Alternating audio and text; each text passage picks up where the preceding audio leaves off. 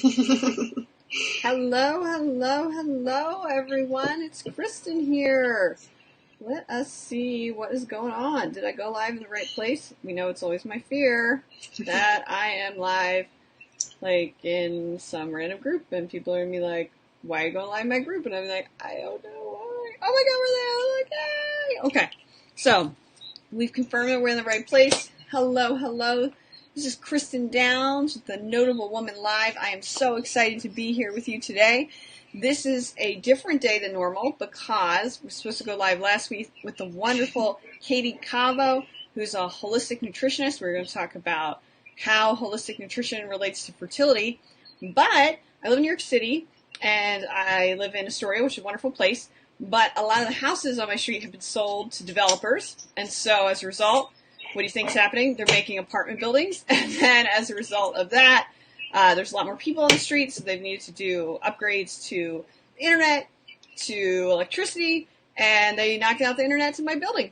So anyway, it took us a while to get it back, but now here we are. I'm talking to Katie. I'm so excited. I wanted to let you know my offer for you, wonderful listener or watcher, to the Notable Woman Live, is I have this great workbook that I made. It's called the Hype Yourself Workbook. It's all about setting out a plan so you can talk about your own awesomeness. You don't have to worry about hiring a publicist. You don't have to worry about doing stuff you don't like to do. So you can get that at thenotablewoman.com/hype workbook. I'll definitely put that in the comments. But now let's head over to my awesome guest, Katie. Let's see if I can do this. Well, there we are. Hello. Hello, how are you? I'm good. I'm excited to be here and glad this is, finally working out. I know, it seemed like it never was going to, but there we are, we're little us. Yay! All right, well, I really do appreciate your patience with me. I'm sorry that it was such a pain in the tushy. No, it's no problem. But I really do think that you're fabulous and lovely, and I love hearing about all your wonderful stuff. I'm in your group, Fertile Beginnings, and we've talked a lot about your Facebook group and about the work that you do and other work that we've done together. So excited to do this now. Now, remind me, what part of the world are you in? I am in Canada, up just outside of Toronto, actually, about an hour west of Toronto. So not too far from you, actually. No, that's driving distance. So you're on Eastern time as well? Yes, I am. All right, yeah, cool. Which is great. That's nice. So what's the weather like in Canada today? Today it's rotten. It's super rainy and cold, and tomorrow's supposed to be a high of 5 degrees, which is crazy because last weekend we were in capris and t-shirts. That is insane. In New York City today, thunderstorms all day long, ridiculously crazy rain all day long. I just want to point out, in case anyone was curious, it's October. So thunderstorms in New York City in October is very strange. And it was so humid. It is disgusting. You walk outside and you're like... Yeah. Same here. It is. I was just saying that to my husband. It's so strange because Halloween's next week and often it snows on Halloween. I'm thinking, it's been so warm though. It's hard to believe that it might snow in a week. Yeah, there's been many a picture of me in a Halloween costume with sweatpants added. Yes. I'm so cute, but I got my sweatpants on because it's cold. Or snowsuits underneath. Yes. That's really attractive. No, we often don't get that bad in this area. But I do remember, it was a couple Octobers ago, I produced an outdoor show, and it was the coldest October New York City's ever seen, which I attribute to me trying to do outdoor theater. It's clearly I caused it. So now my question is, tell us a little bit about you. About me? Sure, yeah. I'm a holistic nutritionist, like you mentioned. I run the group Fertile Beginnings, which is an awesome community of ladies. We talk about all things fertility and nutrition, and I'm kind of switching my focus a little bit to be more on really making long-term changes to your health so that no matter how your journey goes, that you can really feel confident and proud of yourself and knowledgeable and empowered and all those great things that we lose during our fertility journey. So, that shit just happening slowly, but you'll notice some changes in the next couple of weeks. I originally went to school for community health sciences. So health and nutrition has always been an interest, but what area and what approach it took me a long time to find. And holistic nutrition is such a, in a lot of ways, I feel like it's just getting popular now. It's, this whole foods and, the keto and paleo and all these things have just started coming up in the last 5, maybe 10 years. So it's still fairly new.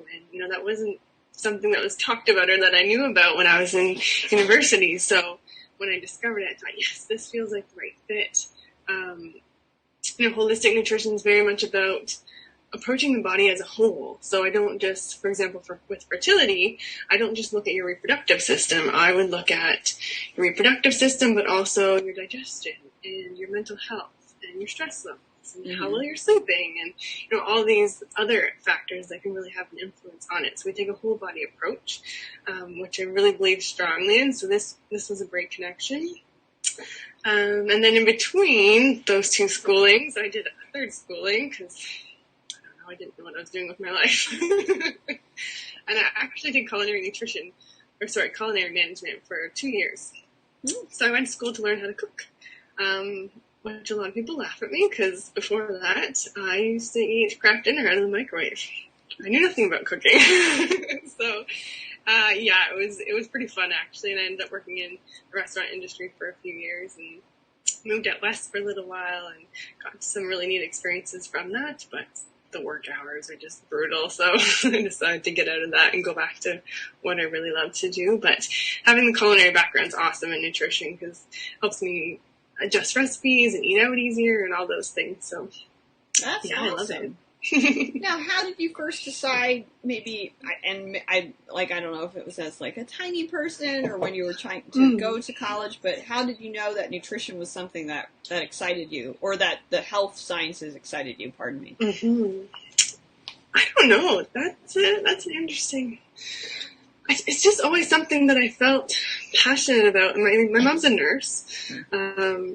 She actually used to be a nurse in the fertility clinic in the town that I grew up. So I was exposed to it that way. And she always talked about health and things she did at work and that sort of thing. So I was exposed to it that way. But I just always felt like there was more. And just the interest in our body and how complex it is and the different things. And, the main things we need in life is air to breathe, water to drink, and food to eat. We can't survive without those, right? So learning more about these things that we do every single day and how they have an effect on our body was really interesting to me. I remember having this weird conversation with one of my boyfriends in high school, but I remember saying to him, like, just because you're like skinny or look healthy on the outside doesn't mean that you're healthy. Doesn't mean that's what's going on the inside. And that was that's really stuck with me, that conversation. So just getting more interested in the food and nutrition and how does this work and why do some foods benefit you so much and why do others cause all this destruction and inflammation and such. So I don't know when that actually started. I can't think of like a pinpoint time, but it's always kind of been there. That's cool. I think that I'm from Philadelphia originally. And we do not care about our health whatsoever. It's not, it's not like a California where I went to grad school where people are very health conscious. They think about it a lot. There are tons of options to eat really healthy. Philadelphia is not like that. We do not. We eat Philadelphia foods are terrible for you. Now, Philadelphians, don't get mad at me. They're delicious. I'm not saying they're not delicious, but they are terrible. They're like heart-stopping, clogging destroyers. Like, it's just not good food. So I grew up in that sort of environment where we eat tasty cakes and cheesesteaks and pretzels and Scrabble. All delicious. All terrible. And then I went to California for grad school, and I was like, these people are so weird. They like green stuff. Like, what's that? So it's very strange. And also, Philadelphia food doesn't really have a lot of flavor. It's like fat and salt. So moving to California and tasting food with like actual taste and flavor and spice was very strange. It makes a huge difference, eh? I can understand why people eat these vegetable things when they have some sort of flavor to them. So that was all very fascinating. And my husband is Californian, so he eats very well. He is a fabulous cook. You know, his dad is one of those cooks that will use every pan and like goes to the store for specific, you know, ingredients or whatever. And his mom is the kind that like throws open the pantry and is like, what do we have? And she just makes something like that. But so that's amazing.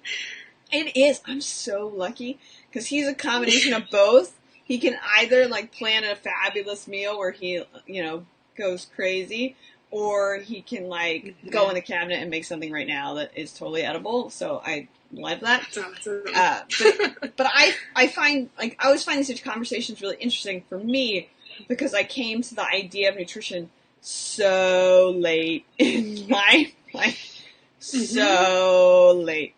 We won't say how late, like yesterday, but but it's just what we're exposed to, right? And this is stuff that's not, at least here in Canada, like we're not taught this stuff in schools like we should be, and the education isn't there. So I don't blame people ever for not knowing, or you know, like again, it's just a lack of information, the understanding, and we don't value our health and understand the food we put in it until we educate ourselves about it, or until we've had a big health issue that causes us to take a step back and go, whoa, like something needs to change.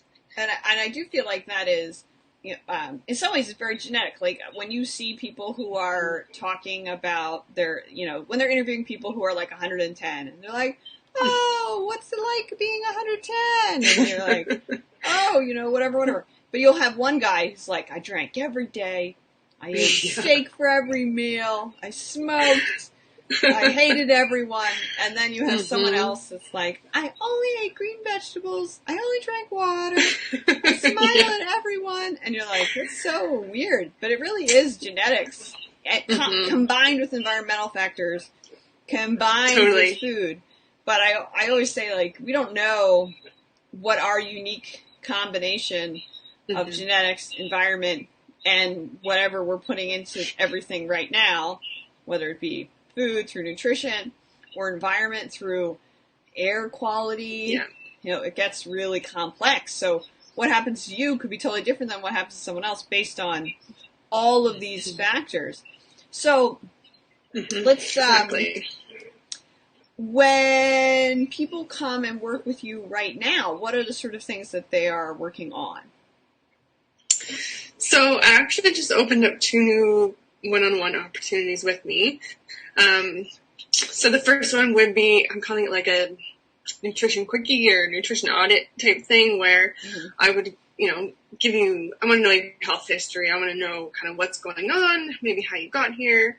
Is this, you know, PCOS? Is this endometriosis? Is this, you know, you're having a lot of miscarriages maybe, or maybe you have no idea what's going on. So I like to get a little bit of a background. You know, some people have known about their fertility issues for, you know, 20 plus years, and some people found it like yesterday, right? So it varies for everyone. So I like to get some history on that, and then I will go over your diet. You're going to give me, you know, a week's worth of what you eat, and I'm going to kind of go through it and, you know, see where some improvements can be made, make some suggestions.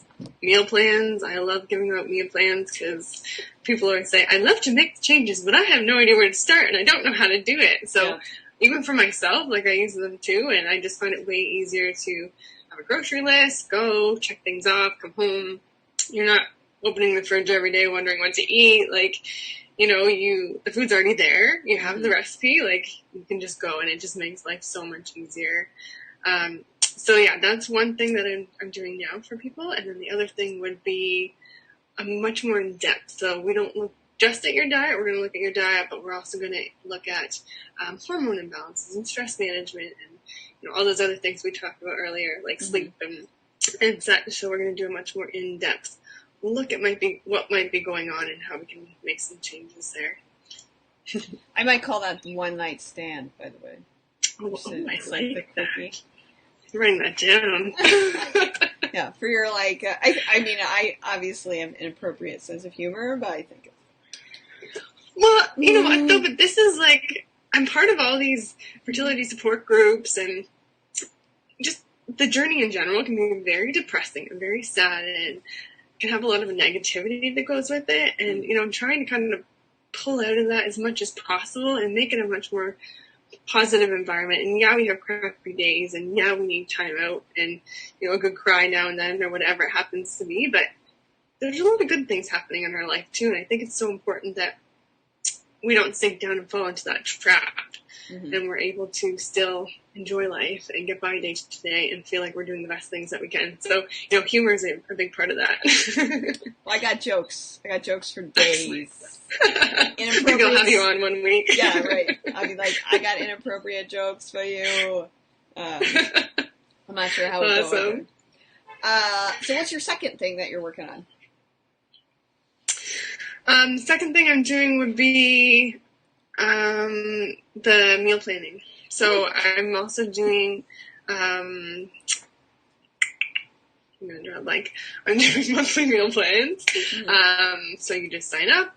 I'm thinking I'm going to have it set up on like a membership site, kind of on my website, so that you can log in, and every week there'll be your menus there for meal planning. So that's the only thing that you want, you just need a little bit of help figuring out kind of what to eat and what's good and what's bad. I know a lot of people say, like, am I supposed to be eating carbs, or, you know, am I supposed to be eating 90% fat in my diet, or can I have coffee, or can I have sugar, or all these things. So, you know, if I just give you the recipes and give you the meal plan, then it just makes life so much easier. Now, is there some sort of like common bad thing for fertility that people should avoid if they are trying to make it sound human? For every individual, yeah, there's sorry, my trans dog is fats. talking Studies have been shown to show that trans fats have a negative effect on fertility. So, unfortunately, trans fats are in a lot of processed foods. So we're talking about things like chips, crackers, anything that's deep fried. Now, I don't know about in the States, but here in Canada, they do this little tricky thing where they say 0 trans fats. But how they get away with that is, I forget what the actual percentage is, but I think it's like under 0.1% or whatever, they can say 0. Mm. So they adjust the serving size so that the serving size comes up as under 0. Oh my God, and nobody eats just one. Exactly, right? Mm-hmm. So the best way to tell if something has trans fats in it is to look at the ingredients list. Mm. And if there's anything in there that says hydrogenated, so whether that's hydrogenated oils or margarine or whatever it happens to be, that means trans fats, basically. So get rid of it and put it back on the shelf. That's a big one. That's crazy. I always think that's sort of fascinating. I didn't really start to get that until like post-grad school, I think, that there were literally forces at play to mess with you. Like you could be trying so hard to eat healthy or to avoid certain things or whatever. And I know, like, I personally have gotten into the habit where, you know, I read the label, I see what's in it, and I only get that. And then, you know, maybe like the 5th or 6th time, I'll check the label again. And there have been times where, like, when I first started getting this thing, it didn't have hydrogenated anything in it, and now it does. And I'm like, what am I going to have for barbecue sauce now? It's so true. They change it regularly, some companies, and, you know, it all comes into marketing. And unfortunately, a lot of these businesses are just businesses. They're here to make money, and your best interest is not their focus. So, yeah, you got to kind of stand up for yourself and educate yourself and learn what's good and what's bad. And like you said, you got to stay on top of it because it does change regularly. You know, but that's why I try to focus a lot on more of what you can eat and what you should be focusing on eating than what you shouldn't eat, just because I find it easier. A lot of times people are given like this big list of do not eat this, and there's like 50 things, and they say, what can I eat, right? Yeah. So we focus on, you know, our macronutrients, fats, proteins, and carbohydrates. If there's any diet out there that says, you know, that you shouldn't be eating one of those 3 things, then you got to run the other direction, because those are essential. And what ratios and what portions are good for you is an individual thing. and, you can play around with it a little bit to figure out what's best. But the quality of food that you're eating of those three things is what's really important. So, for carbohydrates, like focusing on your fruits and vegetables, and focusing on foods that are ingredients. So that don't have ingredients, aren't packaged. Staying to the outside of the grocery store is a really good idea because a lot of the packaged stuff isn't down the aisles. So if you stick to the outside and kind of do a loop that way, you're much more likely to stick with healthier foods. That makes great sense. Yeah. Produce, meat, I'm an egg eater. Yeah. Eggs are great. We also, like, my son loves blueberries. And they're not always, in season, so I get the frozen ones, and I'll buy, like, a bunch. But, it's actually much healthier than, like, buying canned or something like that, right? Yeah, totally. Frozen food of any sort is actually a really good option, especially in the winter if it's not in season. I always recommend frozen food because it's picked fresh and it's frozen almost like immediately. So it's keeping all the nutrients in there. So, sometimes depending on the grocery store you shop at and how much the food switches over and how long it's been sitting, on a truck or however long it took to get there, sometimes frozen food can actually help you healthier than the fresh stuff sitting on the counter. So, yeah, I'm all for frozen food. That is awesome. And, when you focus, when you do this, I was like, there was a thing that was in my head. I got to go find it. What aisle are you in? So when you work on this, you work on the holistic stuff. That's not the word I want. So you do the meal planning, and that focuses on sort of like what the person is putting in their body. And you have this audit option, and we talked a little bit about food. But I'm also curious about the other aspects. So like the stress, perhaps, and does sort of fitness come into it as well sometimes? Yeah, definitely. So stress is probably the biggest one. I've been through this fertility journey myself, so I totally get it from that aspect. I know how difficult it can be, and I know how many lovely, kind people just say, just stop stressing and it'll happen. Stop thinking about it. Just need to stop stressing. And you just want to punch them because it's so not helpful. And you think if it was that easy, I wouldn't have done that already. Like I wouldn't have spent thousands of dollars and all these appointments and all this stuff that you have to go through, right? So stress is a big one. But there's different ways of approaching it. And I always talk to people about make a list of all the things that are triggers for you and that cause stress in your life, and then go through and cross off the ones you have zero control over. And just don't worry about those. There is a certain amount of stress that's just going to happen in your life, and that's okay. That's okay to have stress. But when it's so extreme, and especially going through this journey, the emotions are like this, right? So we look at stress in terms of the things that we can control. So things like putting food in our body and putting nutrient-dense food that our bodies recognize and know what to do with, versus packaged food that they're like, I think this is this, but I'm going to take a few minutes and figure it out, and it's going to take me a little while to break it down, and, well, my stomach's not working properly, and my digestive system is not up to shape, so, you're adding all this extra stress on your body with that stuff, even high levels of toxins, and all of these different things, these are things that we can control, these are decisions that we can make, and, do so much better by our body. Even mindset, so positive thinking and focusing on the good things. The fertility journey for me was crap. Let's be real. It was terrible. It was lonely and it was frustrating because, I have all these strong beliefs and I don't want to go against those, but everyone's telling you what to do and has all these opinions, and it's very overwhelming. And, all you want is this one thing, right? You just want to get pregnant. You just want this healthy baby. So you just start saying, yeah, okay, sure. Yeah, if that's what you say. And you forget about, everything that you know and that you believe in, or maybe you need to do some more research than that because it just doesn't sit right. So, we talk a lot about just educating and asking questions and feeling good about that so that you're not super stressed in that regard either. And And it's so easy to get caught up in the journey and to feel overwhelmed and consumed by it, really, because it becomes your whole life, especially if you're like me and you didn't talk about it to anybody, like you're living this like secret life on the side. And, you know, if you're getting hormone injections, like that just makes life even more crazier, right? We all know what hormones can do to you. So taking time out and just focusing on you and the good things that are happening. Like I went through this crappy journey, but you know what? In the end, I have a beautiful 1.5-year-old daughter, and I have found this business that I love, and then I get to help these people, and I get to educate them, and I get to help get them to their goal, and I get to help them move past that goal.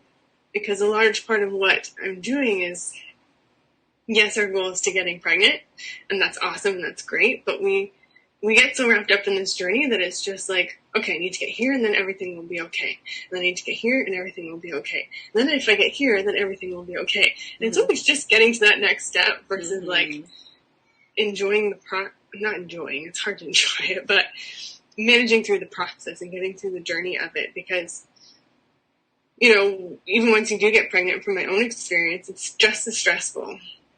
Because now you're like, okay, great, I got pregnant. This is, you know, for me, it was the first time I'd ever been pregnant. And now I think, I got to keep this pregnancy. And I hope this baby is healthy.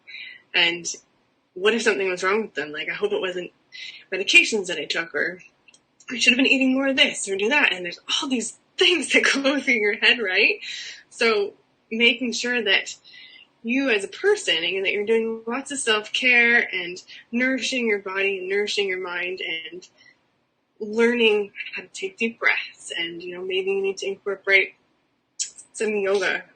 Maybe you need to incorporate some meditation. Maybe it's just exercising, right? Like maybe you need to learn to go for walks every day. Whatever it is that lets you still get back into reality and real life, and take a deep breath and take time out.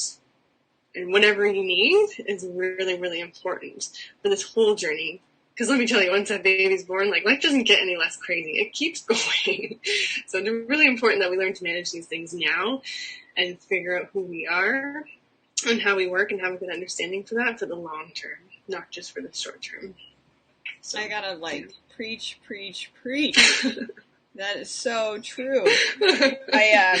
A couple quick thoughts. Which one of my very first interviews that I ever did as part of the Notable Woman, I interviewed a woman, Julie Morgan-Lender, who I adore. Who has, I've worked with her too. She's great. She is great. I love her. So we talked about chronic illness, and one of the things that she mentioned is that people with chronic illness are just so looking for a solution, you know? So they're like, okay, you're going to sting me with 100 bees? Great. Okay. Like, just sting me, you know? And I can imagine that's probably similar in the fertility space, that they're like, okay, I'm going to cover myself in poop and dance in the full moon? Like, all right. Like, why not? Okay. Anything that works for you, great. Yeah, I'll do it. Yeah, right? Totally. I could definitely see that. And then, I think that the second thought that I had while we were talking is that I feel like in life in general, we're often like, so this crazy thing's happening right now, I can't be happy right now, but I'm going to be happy when this happens. And then, like, that thing happens, but it's not perfect, it's not the way you want it. So you're like, I can't be happy right now, so I'm going to be happy when this thing happens. And it becomes, like, one, an acceptance of not being happy right now. And two, you know, the grass is always greener on the other side. And you're just like waiting for that happiness that isn't going to come. And then I think, you know, I did not have any fertility issues. And I'm like a super big reader. Like, I'm like the first time I got a pet, I was like, oh, I will read everything that is, you know, on pets, and I will understand them, and I will live with them, and, you know, like, I'm a the research. Yeah, and so I had done, like, a lot of reading on pregnancy and all that crap, and then when I was pregnant, someone gave me, what's that book? What to expect when you're expecting? Yes, that's it. I was like, the book everybody gets you. Anyway, I started reading that book, and it was the scariest thing I've ever read in my life. And I was like, why do people read this? Like, why? Like, I don't need to read about this thing that might happen or might not happen. So I totally broke all Cristin rules that have ever been written. And I said, I'm not reading this book. I'm getting rid of this book. And I just subscribed to a newsletter that literally told me, in this week, you should be worried about this. Yeah. And just this. And that was the most I could mentally handle. So I was like, okay, this week I'm looking for these symptoms, and this would be bad. And that's it. Yeah. And sometimes that's what you have to do, because, you know, especially with pregnancy, like, you're creating a human. Like, that's amazing and so neat. But when you think about it, there's a lot of things that can go wrong. Like, there's a lot of things that have to go right in order for you to have a healthy child. And very often that does happen because there's lots of healthy human beings out there. But there's a lot of things that have to go right. So I think distancing yourself from that is really important to a certain degree. But also, something else that we've talked about over on my group and in another podcast that I've done as well is the fact that new studies are showing that your preconception health has a huge factor on not only the baby when they're born's health, but now long-term health. So we're talking about like heart disease. Let's see. I'm going to grab like developmental issues, cognitive issues, all of these things that happen much later in life can be linked back now to preconception health and how healthy you are before that baby is even conceived.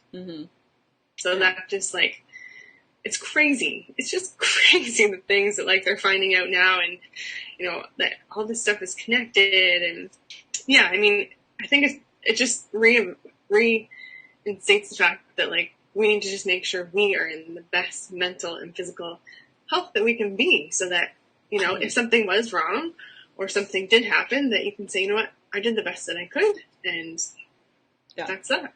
That's all we can do. Yeah, and I think that all that leads to also that, you know, so obviously we want to be healthy preconception, both health-wise, exercise-wise, stress-wise, and that all needs to continue because, you know, parenthood is stressful, and your kid, I mean, my kid does all sorts of very entertaining things that if I did not find them entertaining might give me increased white hair.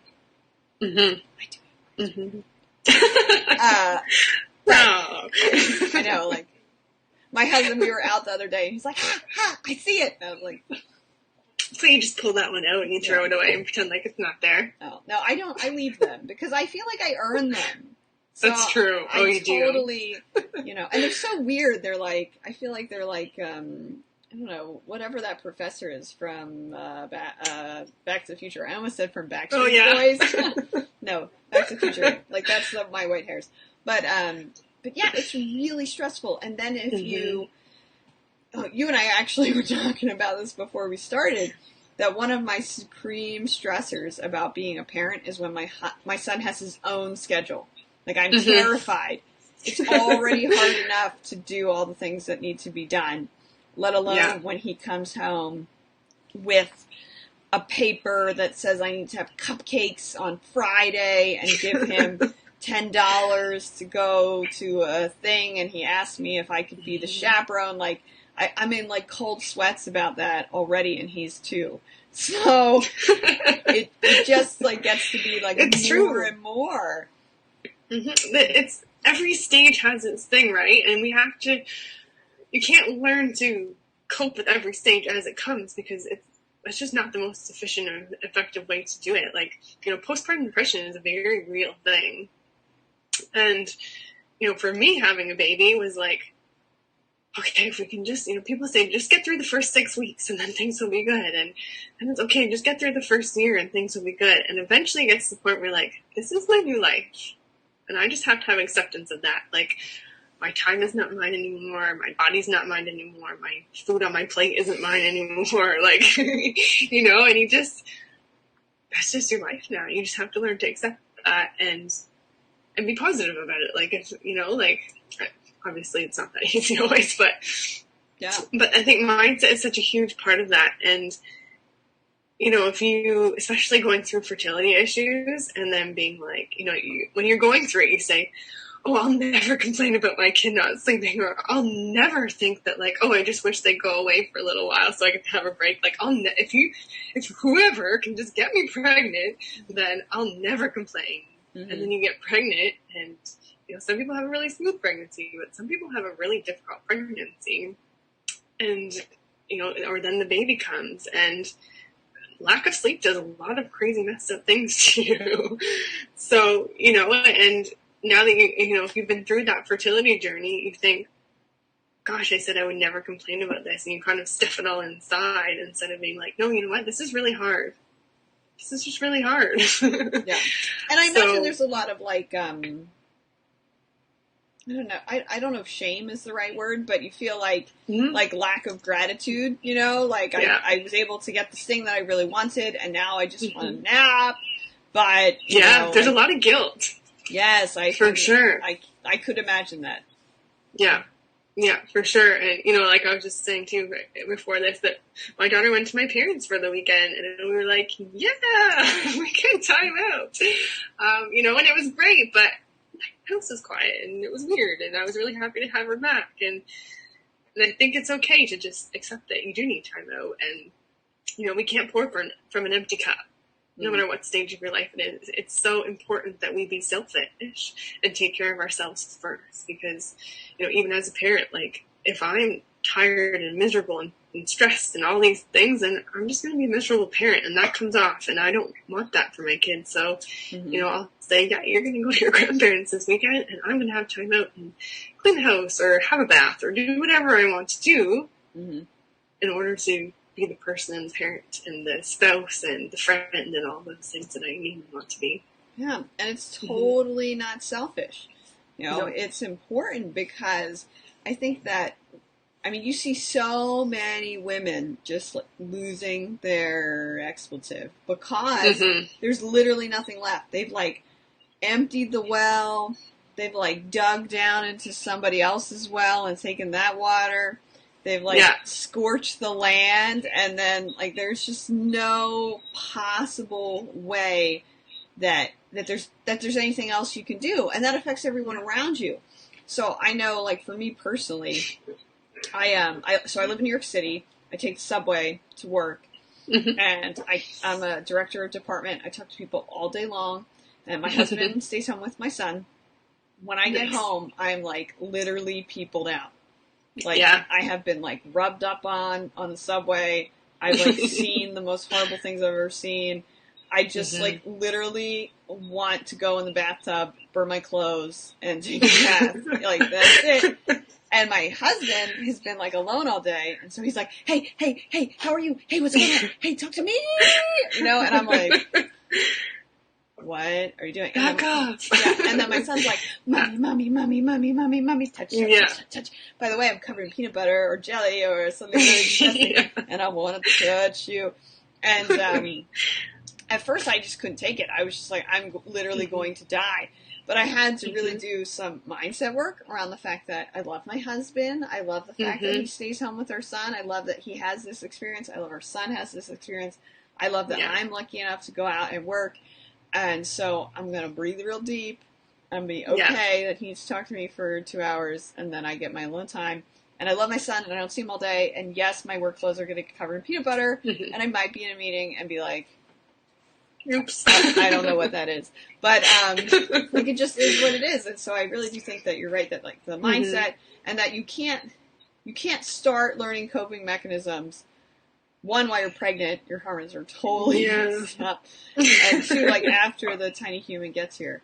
The sooner the better. Like start today. Like why not, right? Like it doesn't take much. You're not gonna get it overnight by any means, but it's baby steps, and we just take it one day at a time. And tomorrow, if all you do is eat broccoli, like if you just increase your vegetables by once a day, or practice deep breathing tomorrow for 1 minute, or whatever that happens to be, like we're making progress and we're going in the right direction.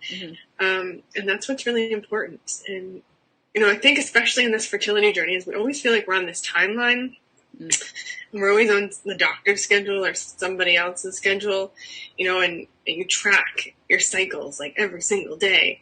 And the doctors tell you when you're having sex and when you're not. And it's crazy. It's just crazy. Like, That's so rough. Yeah. So, and I think like we get so consumed in all these numbers and day to day that, and a lot of people say, don't give up, don't give up. And it's okay. You don't have to give up, but it's okay to take time out, and it's okay to take a step back and work on yourself. Because I think you're going to move forward so much faster if you get those bases covered, and you just start feeling good about yourself again. And, a lot of people will kind of smirk or whatever, brush me off, and I say mindset is a huge thing, but it is. Like, our brains are attached to our body. Like, they're connected. It impacts you. If you think that your brain is attached to your body and what your thoughts and stuff don't impact your health, like, what happens when you get stressed? Or what happens, like, when you're coming on a live podcast and you start to get a little nervous and get butterflies in your stomach? And, when I get really, really stressed, I gotta go to the bathroom, like, quick, right? Like, it's all connected. Yeah. So, like... I sweat like a man. I'm like... Oh, yeah. Right? Like, and that's just because it's something that's going on in your head. Yeah. It's a thought that you're having. So that's connected. And if you believe that your body is a failure and that you can't get pregnant and this isn't in the future plans for you, then you're not gonna, like, it's just not gonna happen. So taking a step back and nourishing your body and educating yourself on the fact that PMS is not a normal thing. It's normal, but it shouldn't be. It's not a symptom of being a woman. It means there's a hormone imbalance there and things need to be changed. So, like all of these different things, there's so much that we can do. And, people are spending thousands of dollars and thousands of hours on these medications and on these treatments. And not to say that those are wrong and those aren't necessary, because in some circumstances they definitely are. But, if we do the basics and do simple things, like you said, exercising in moderate levels. I always say moderate to low. If you're doing high intensity workouts, then you're probably adding extra stress onto your body. If you're doing workouts that you're like, I hate doing this, I'm just doing it because they told me to do it, and then you got like a personal trainer screaming at you or something and you're miserable, don't do it. Because that's just adding more stress to your life. So find something that you like. Start eating really nourishing, nutrient-dense foods for your body, and start working on your mindset and stress management, whatever that looks like. And, start working on sleep. If you're not sleeping 8 hours a night and you're not sleeping good quality sleep, you're waking up all through the night. There's an issue with that. So, actually tomorrow I have a guest speaker. Every week in my group I have guest speakers, and tomorrow my guest speaker is doing a talk on sleep, so I'm really interested to see. That's awesome. How can people get to your group? They can go to, they can either type in katiekahvo.com /FB group, or they can just search in the Facebook for Fertile Beginnings, and then you'll find us there. Awesome. I'll definitely make sure I put a link for that in the comments. Now, if people just fell in love with you, they can obviously go to your group, but is there any other place you'd love to send them? Yeah, you can check out my website over at katiekahvo.com, which is my name.com. I'm trying to make it easy. Nice. And I do have a blog there, so I do blogs pretty much every week. You'll get your information. There's lots of freebies, there's lots of recipes, all that sort of thing. My email address is there, so if you don't want to join my group because you're just not really ready to make that public yet, or go to that step, then just email me. I'm happy to chat with you in private as well. So, yeah. Awesome. All right, so it's your group is katiekahvo.com /FB group. Yes. Katie's Sexy Group. All right, so I just put the link into your website, and now I'm dropping in the link for your group, so people can join you there. And then I'll go to your group actually, since I'm a member, and grab your any info about your sleep speaker, because I bet people would love that. I know. Yeah. I'm like, I don't know if there's anything I love more in this world than sleep. I mean, I do love my husband and my son, but sleep is... Sleep is so important, and people shrug it off and undervalue it greatly, but I mean, this is a time where your body's regenerating and resting, and, you know, your hormones get a chance to rebalance and all those important things. So yeah, really important. So I'm looking forward to tomorrow's talk. Awesome. I'm excited about it too. So I'll make sure I'll put that in the comments as well. I appreciate you. I appreciate your patience with my internet. No problem. so lovely. And I appreciate that you went on the Scary Live podcast with me. It wasn't too great. scary. It was so much value. So I really appreciate you. I think this is so important because, you know, I haven't gotten on the soapbox yet, but in my final seconds here, I'll soapbox it up. That, you know, the number of times where, like, myself or my husband have gone into the doctor for something and we've said, you know, like, maybe should we be not eating a certain thing or should we be avoiding such? And they're like, no, just like take these 70 pills or whatever. And we're like, doctors aren't educated in nutrition. That's part of the problem. There's a huge gap there. Yeah. I think that's fascinating because I know that there are tons of things that I could be.